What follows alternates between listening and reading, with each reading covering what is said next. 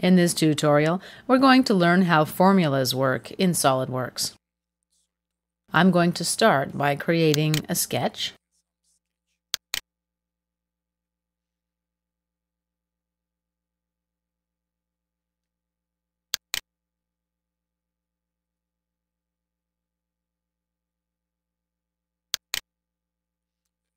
Okay, let's apply some dimensions now with the Smart Dimension tool. The vertical line will be 5 millimeters long, and our horizontal line will also be 5 millimeters long. Click OK. I'm finished with the sketch now, so I'll exit it. And I'm going to activate the Sheet Metal tool. If you don't have this icon on your toolbar, you can right-click and select it.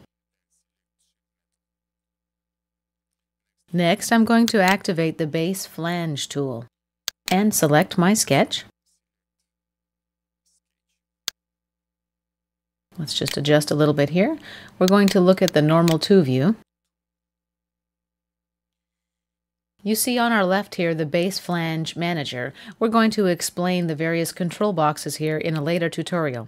Right now, let's focus on the thickness of the material in the box called Sheet Metal Parameters. The bend radius here will be 1 millimeter. Let's hit Tab. The bend allowance will be calculated based on the K factor of 0.5. Now, let's apply the formula we learned in our previous lesson. Let's review this formula again. Bend allowance, or BA, equals 2 pi multiplied by the bend angle, which in our case, as you see here, is 90 degrees, multiplied by the sum of the bend radius, the inside radius here you see, plus the K factor, multiplied by the thickness, which as you can see here is 1 millimeter.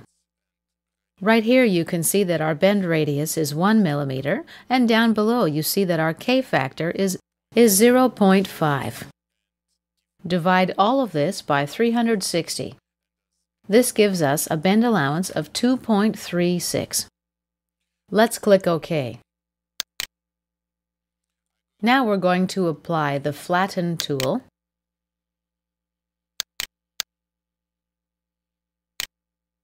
Hit Escape to return back to the pointer.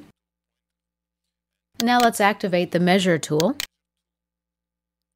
We're going to use the Measure tool to check the distance of the bend allowance segment. We see that the length of this segment is indeed 2.36 millimeters. Let's clear that out. What about the total length of this flattened part? We have here a total length of 10.36 millimeters. Let's see how SolidWorks calculated this number. First, let's disable the Flatten tool. Now, we're going to right-click on the Base Flange feature and edit that feature. As you see here, the length of the flattened sheet, as we measured previously, is equal to the sum of lengths 1 and 2. As you see here in our case, both of these lengths are 5 millimeters apiece. So the sum of lengths 1 and 2 minus 2 times the bend radius plus the bend allowance. As a result, our length is 10.36 millimeters. One more thing. I'm going to check the reverse direction checkbox. See what happens? The part, instead of being created outside the sketch, was created inside the sketch. The total flattened length of the part also changes, of course. Let's see how this works and how SolidWorks calculates this. Now, the total length of the flattened part equals length 1 plus length 2, which are still 5 millimeters each in our case, minus the bend radius times 2 minus the thickness times 2 plus the bend allowance. As a result, we have a final length of 8.36 millimeters. Let's check this by measuring.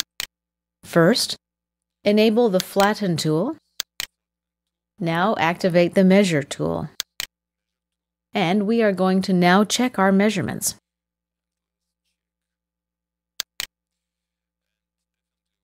As you see here, we have a total measurement of 8.36 millimeters.